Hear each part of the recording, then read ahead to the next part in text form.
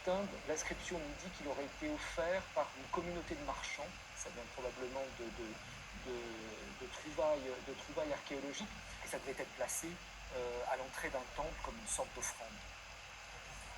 Une belle trouvaille en effet. Ce bouquetin pourrait-il provenir d'un pillage? Le conservateur dit avoir vérifié sa provenance. J'ai travaillé avec le conservateur de la collection Altani. Moi, je me suis reposé effectivement sur la documentation qui m'a été fournie par le conservateur de la collection. Pourtant, le conservateur et les responsables de Fontainebleau avaient bel et bien été alertés sur ce bouquetin. Un archéologue du CNRS, Jérémy Chitecat, les avait prévenus de son origine douteuse. Il leur avait même envoyé ce mail la veille de l'inauguration dans le château. Je tenais à vous avertir que plusieurs objets de cette collection proviennent incontestablement de pillages archéologiques réalisés ces 15 dernières années au Yémen, en particulier un bouquetin en bronze. Ce bouquetin, il vient d'un site antique qui s'appelle Mariam, qui est précisément localisé dans une vallée qui se trouve au centre du Yémen actuel. Il n'y a jamais eu de fouilles archéologiques pour des raisons de sécurité. Les missions ne pouvaient pas y pénétrer sans courir le risque d'enlèvement. Voici les ruines de la ville d'où provient le bouquetin. Ces photos ont été prises par un archéologue yéménite, le seul qui ait pu se rendre sur place. Donc on peut voir ici que le temple du site de Mariama a fait l'objet de fouilles clandestines.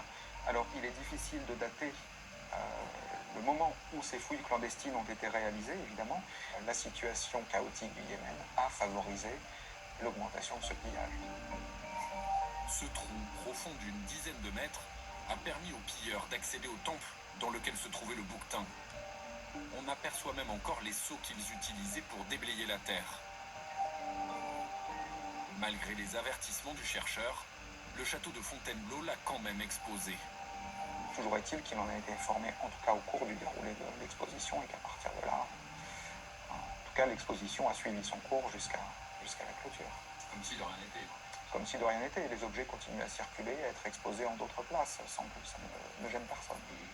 Un an plus tard, nous l'avons retrouvé à Tokyo, place forte du marché de l'art international. Le musée national organise le vernissage de la collection Altani. La presse a été conviée, et parmi les pièces exposées, notre fameux bouquetin.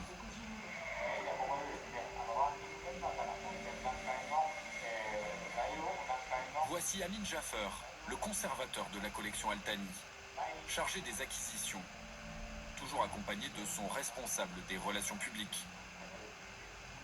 Cheikh Hamad incarne l'esprit du véritable collectionneur.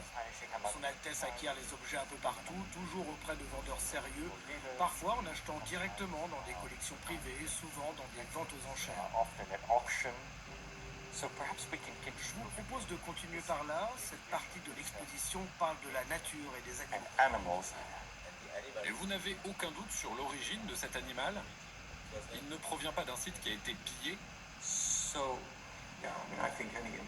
Nous allons étudier toutes les informations que vous voudrez bien nous fournir. Mais je ne souhaite pas avoir cette conversation ici. Et comment l'avez-vous acquis? Je ne souhaite pas répondre à ces questions devant une caméra. Nous pouvons en discuter, mais en privé.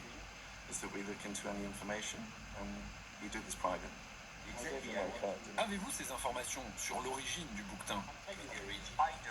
Je ne les ai pas. Mais je sais que tout est acheté dans le respect des règles. Ces œuvres ont fait l'objet de publications avant d'être exposées par un expert reconnu. Donc je vais me renseigner.